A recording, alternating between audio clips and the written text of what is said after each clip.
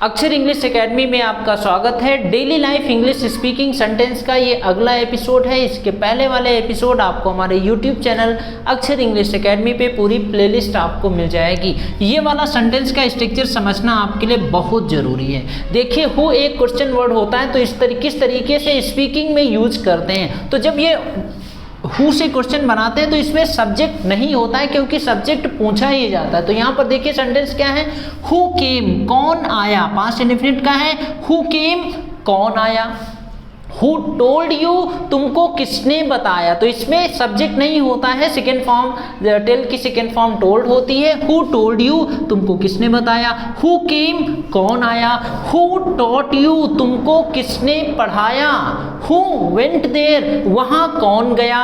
Who clean this, या किसने साफ किया। हु रोट दिस, या किसने लिखा। Who switched off the light, light किसने बंद की। Who switched on the fan, fan किसने चलाया। Who opened the door, दरवाजा किसने खोला।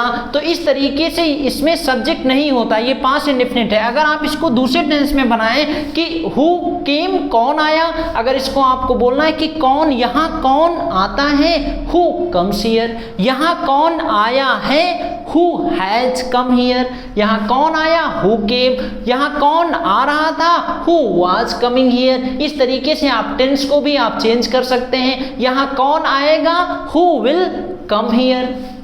Who told you, तुम्हें किसने बताया। तुम्हें कौन बताता है, who tells you।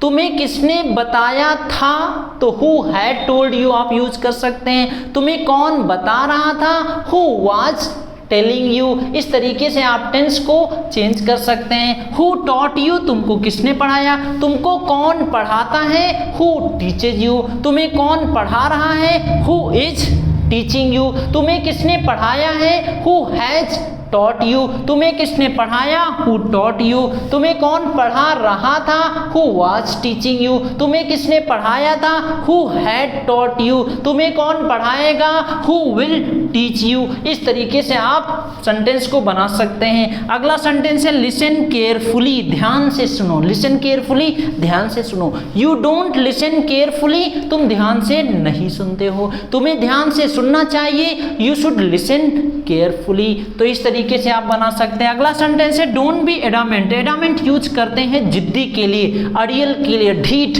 जिद्दी। सो डोंट बी एडामेंट, जिद्दी मत बनो, यानी जिद मत करो। इसके लिए हम स्टबर्न का भी इस्तेमाल कर सकते हैं। स्टबर्न, हेड स्ट्रॉन्ग, इन तीनों का मतलब जिद्दी ही होता है, जिद ही होता है। तो डोंट बी एडामेंट, जिद्दी मत बनो। डोंट बी स्टबर्न यूज कर सकते हैं, डोंट बी हेड स्ट्रॉन्ग। तो इस तरीके से सेंटेंसेस को आप यूज कर सकते हैं। पे हीड भी यूज करते हैं ध्यान देने के लिए।